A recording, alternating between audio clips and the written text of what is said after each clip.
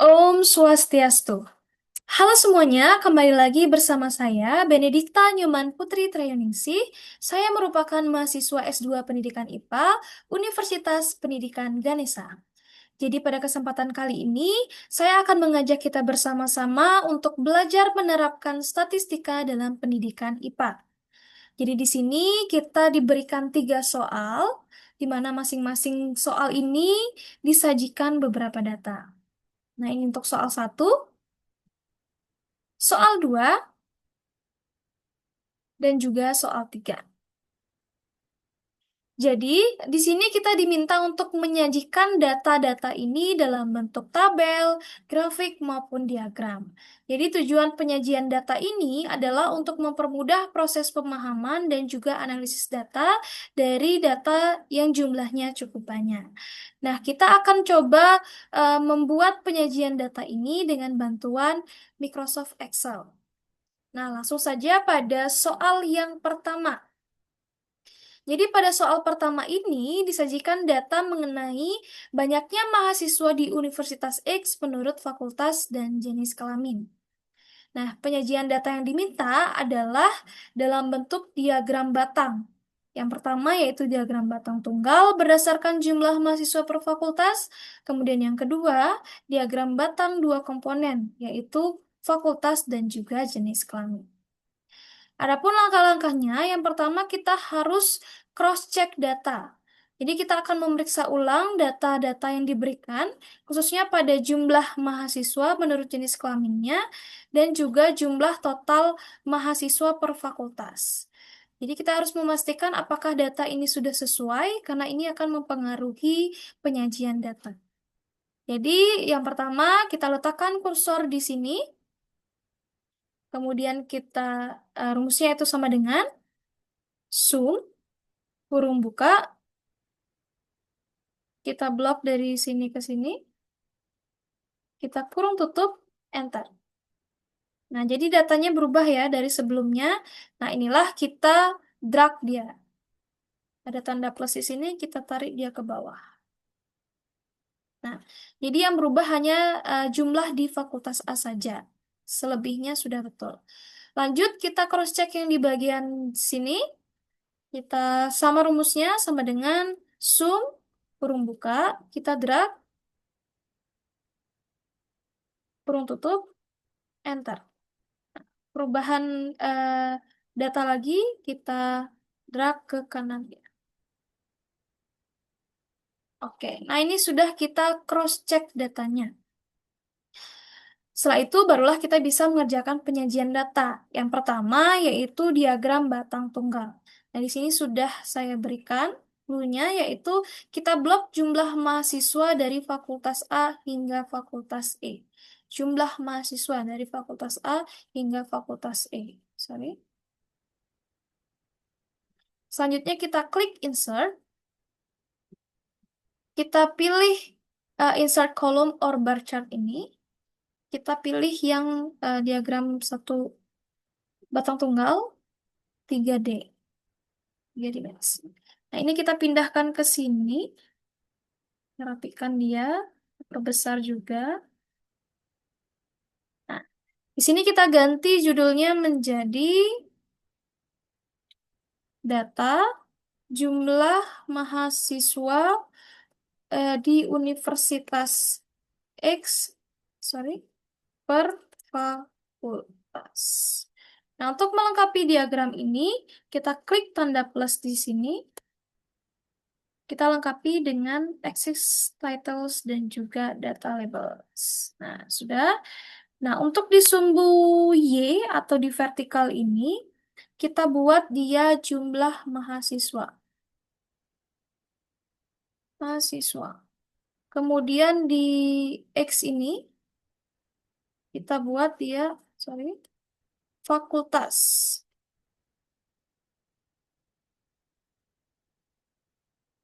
Nah, sudah kita lengkapi datanya. Nah, di sini belum sesuai ya. Di sini diminta fakultas, tapi ini masih 1, 2, 3, 4, 5. Jadi kita klik dia, angka ini. Sorry, kita klik angka ini. Kita klik kanan, kita pilih select data. Kita pilih select data, kemudian edit di bagian horizontalnya. Ini kita buat dia fakultas.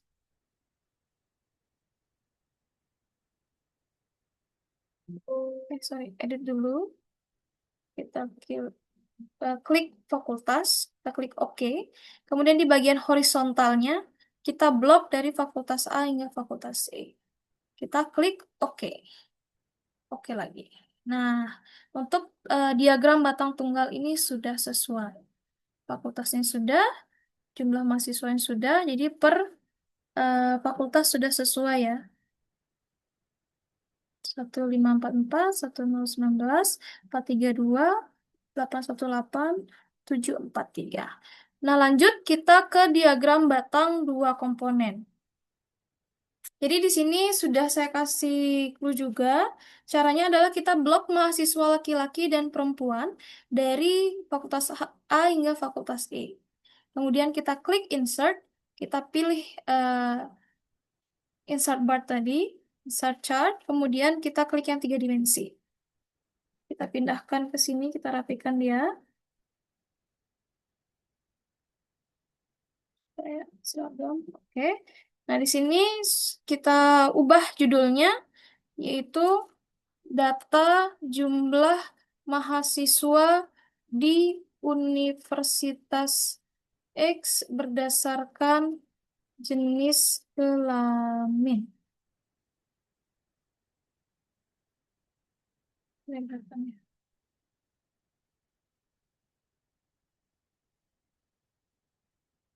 Oke. Nah, kita lengkapi lagi diagramnya dan mengklik tanda plus di sini. Kita klik Axis Titles dan juga Data Labels. Di sini kita buat dia jumlah mahasiswa di sumbu Y-nya atau vertikal. Kemudian di sumbu X-nya atau horizontal kita buat fakultas lagi. Nah, di sini belum sesuai, kita klik lagi dia. Kemudian klik kanan, select data. Untuk seri 1, ini kita klik laki-laki. Kemudian di horizontalnya kita klik fakultas, blok fakultas A hingga E. Kita klik OK. Kemudian di series 2 sama perempuan. Horizontalnya sama. Kita klik OK. Nah, jadi sudah jadi ya diagram batang dua komponen. Jadi fakultasnya sudah sesuai, jumlah mahasiswanya juga sudah sesuai. Di tiap fakultas itu ada yang biru itu merupakan laki-laki, orange itu merupakan perempuan. Oke, sudah clear untuk soal nomor 1.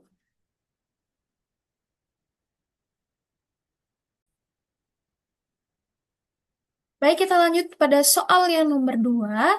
Jadi pada soal kedua ini disajikan skor mata kuliah statistika terapan dalam pembelajaran IPA dari 150 orang mahasiswa. Nah, di sini penyajian data awal yang diminta itu adalah tabel distribusi frekuensi. Berarti yang pertama harus kita cari adalah jangkauan atau range, jumlah kelas, panjang kelas, interval, dan juga frekuensinya. Kemudian baru dilanjutkan dengan sajian data dalam bentuk diagram lingkar, diagram batang, histogram, poligon, dan juga kurva. Langkah yang pertama harus kita lakukan adalah kita mencari jumlah datanya dulu. Rumusnya adalah sama dengan kaunta, kaunta, kurung buka, kita blok semua data ini, kemudian kurung tutup, enter. Jadi ada 150 skor.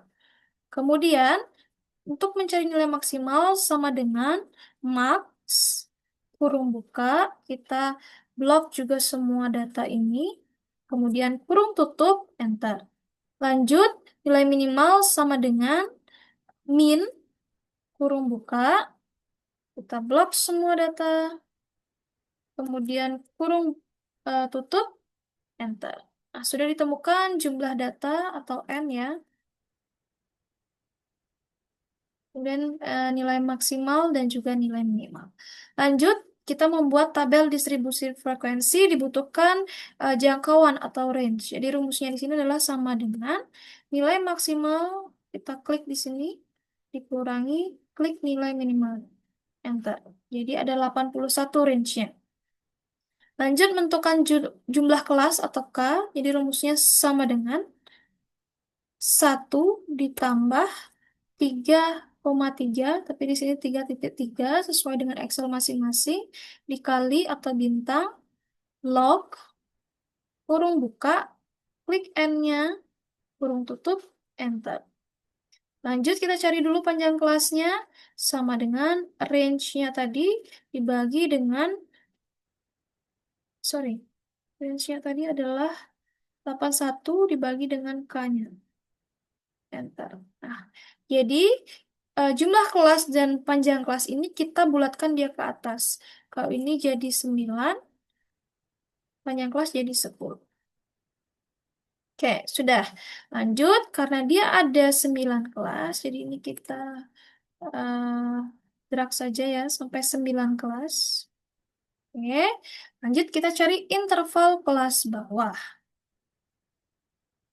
Nah, untuk interval kelas bawah, itu biasanya diambil dari nilai min, 13. Nilai terkecilnya yaitu 13. Dan jika kita menggunakan nilai 13, nilai akhir dari interval kelas atasnya itu akan menjadi 102. Sedangkan jika dilihat dari data skor mata kuliah statistika terapan ini atau skor apapun itu, pasti skor maksimalnya adalah 100. Sehingga 102 itu kan sudah melampaui nilai 100. Maka caranya adalah kita boleh turunkan interval kelas bawah ini. Karena dia 102, kita turunkan menjadi 100, berarti interval kelas bawahnya bisa kita kurangi 2. Jadi sama dengan interval kelas, sorry, nilai minimalnya kita kurangi dengan 2. Enter. Dapat 11. Lanjut interval kelas atas. Jadi sama dengan rumusnya batas atau interval kelas bawah ditambah panjang kelas. Nah, panjang kelas ini harus kita kunci dulu dia supaya dia tidak berubah.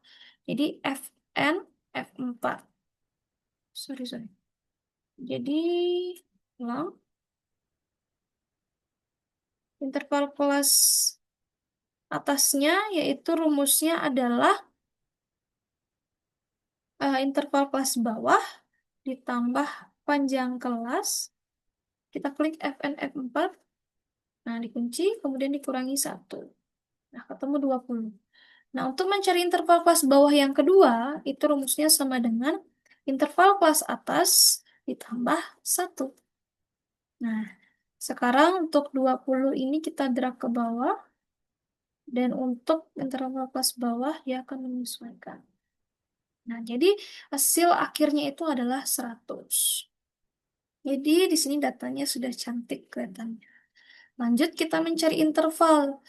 Jadi kita tidak mungkin mencari interval satu-satu. Untuk memudahkannya, itu adalah eh, sama dengan concatenate, kurung buka, interval kelas bawahnya kita blok, kemudian koma, petik 2,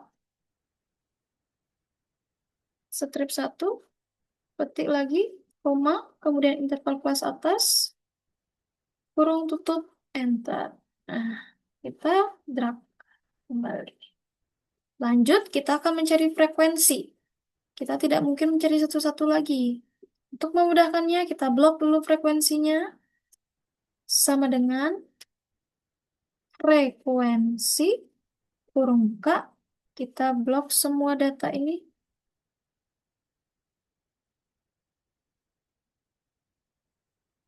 Kemudian koma.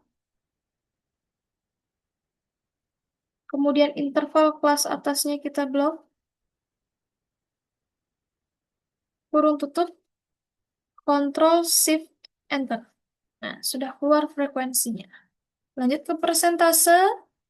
Sama dengan klik tabel frekuensi. Dibagi dengan jumlah datanya. Kita kunci kolomnya, FNF4. Lanjut, enter. Nah, sudah ketemu persentasenya. Kita turunkan dia. Oke. Untuk menentukan apakah ini sudah betul apa belum, kita klik sama dengan zoom. Kita jumlahkan dia apakah betul 150. Enter. Oke, sudah sesuai. Persennya juga sama. Zoom. Belum betul. Enter. Oke, sudah 100%. Nah, sekarang barulah kita menentukan penyajian datanya.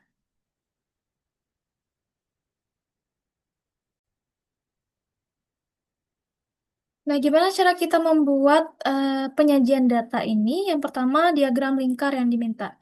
Jadi, yang harus kita blok di sini adalah data dari frekuensinya. Kita blok semua. Kemudian kita klik insert. Kemudian kita klik insert chart. Kita pilih yang 3 dimensi. Oke, kita rapikan di sini. Kita perbesar dia. Oke.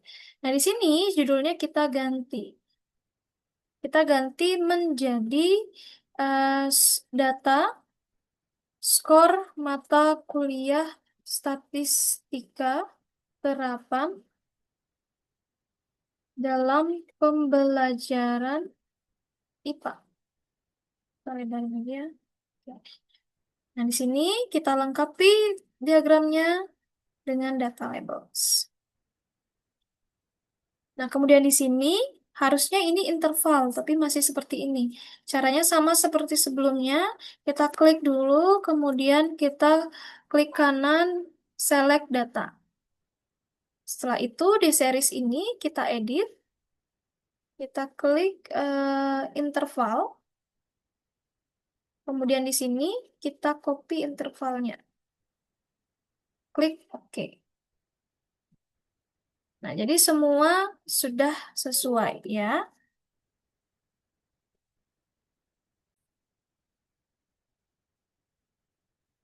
Lanjut, kita diagram lingkarnya sudah. Kita lanjut ke diagram batang. Nah, di sini sama, kita copy dulu frekuensinya, sorry frekuensi. Kemudian kita klik insert. Kita pilih yang diagram batang. Kemudian kita pilih yang 3 dimensi. Nah, ini kita pindahkan ke bawah. Nah, kita rapikan dia. Nah, ini kita ganti judulnya seperti tadi. Kita copy saja.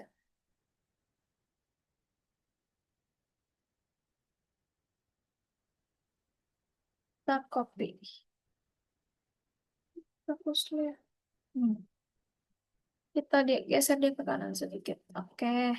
Kemudian baru kita lengkapi juga diagramnya dengan axis titles dan juga data labels. Nah, untuk sumbu Y atau vertikal ini kita buat dia skor. Sedangkan sumbu X itu kita buat eh, interval. Ya, sudah ya. Nah, di sini juga belum sesuai. Kita klik kanan, select data, kemudian kita edit seri satunya menjadi interval. Oke, di horizontal kita copy dia semuanya, intervalnya. Oke, klik OK. Nah, sudah sesuai untuk diagram batangnya. Mungkin kita perbesar lagi sedikit ya. Nah, sudah. Lanjut kita ke histogram. Jadi kita hampir sama dengan diagram batang, tapi ada perbedaannya. Jadi kita copy dulu dia diagram batang, kemudian kita copy di histogram. Nah, selanjutnya kita klik batangnya ini, kemudian klik kanan, kita pilih format data series. Nah, di sini gap width-nya itu kita jadikan dia 0%. Oke. Jadi dia tidak ada celah. Jadi apa perbedaan diagram batang dan diagram dan histogram? Diagram batang itu dia masih ada celah, sedangkan histogram itu tidak ada celah atau dia menyatu. Lanjut, kita ke poligon. Untuk poligon ini, kita copy histogramnya. Copy, kita taruh di sini.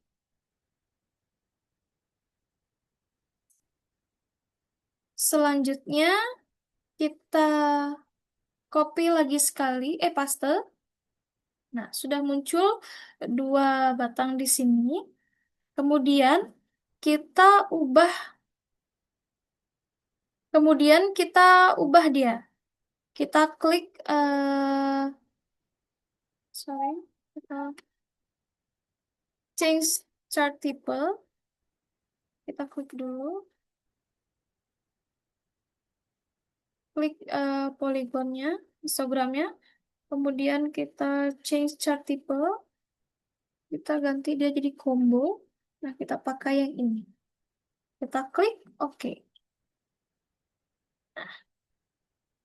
Oke, jadi poligon itu dia ada diagram batangnya dan juga ada kurvanya. Jadi itu yang disebut poligon. Lanjut kita ke kurva. Jadi kita copy histogramnya tadi. Copy, kita copy di kurva. Setelah itu, kita klik kanan, change chart type. Setelah itu kita ganti jadi XY scatter. Sorry. Line ya. Kemudian kita pilih yang eh, keempat ini, yang ada titik-titiknya. Kita klik OK. Nah, selanjutnya, titik-titiknya ini kita perhalus. Jadi format data series. Kita klik di fill-nya ini. Turun paling bawah, kita centang smooth line-nya. Nah, jadi dia tidak tajam ya. Grafiknya itu tidak tajam, dia smooth. Oke, jadi inilah jawaban dari soal nomor 2. Jadi tentukan dulu tabel frekuensinya, baru kita bisa menyajikan datanya. Baik diagram lingkar, diagram batang, histogram, poligon, dan juga kurva.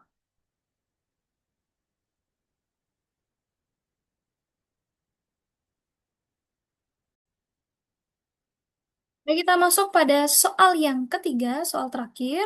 Jadi di sini diminta disajikan data kandungan logam berat X di dua badan sungai, yaitu sungai A dan sungai B. Kita diminta menyajikan data dalam bentuk diagram garis. Caranya adalah kita blok data sungai A dan sungai B. Nah, sepertinya ini ada kesalahan. Kalau di Excel saya itu menggunakan titik, jadi kita harus ubah menjadi titik dulu semuanya.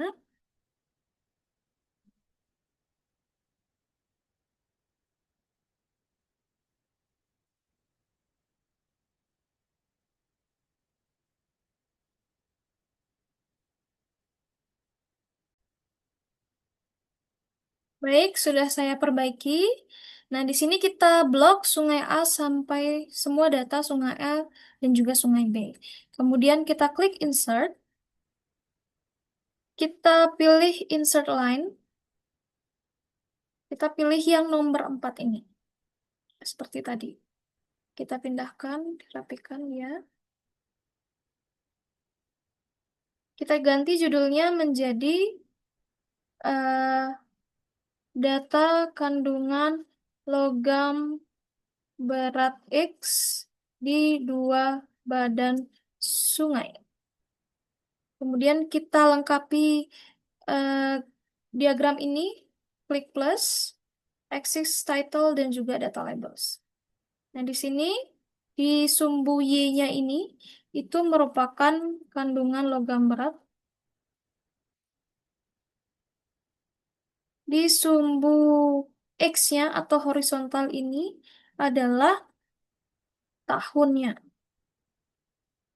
Nah, seperti biasa, di sini belum ya tahunnya. Kita klik kanan, select data. Sorry, ulangi. Klik dulu, klik kanan, select data. Kemudian di seri 1, itu kita edit menjadi Sungai A. Oke. Series 2 menjadi Sungai B. Kemudian di horizontal ini, kita blok tahunnya. Kita klik OK. Oke. Nah, ini merupakan diagram garis dari soal nomor 3. Jadi ada tahunnya, kemudian ada kandungan logam beratnya. Jadi ada dua di sini ya. Ada sungai A warna biru dan sungai B yang warna orange. Oke, jadi sekian pembahasan kita terkait dengan penyajian data. Mudah-mudahan dapat bermanfaat untuk kita semua. Saya mohon maaf apabila ada kesalahan kata maupun dalam penyampaian ini. Saya tutup dengan Paramasanti. Om Santi Santi Santi Om.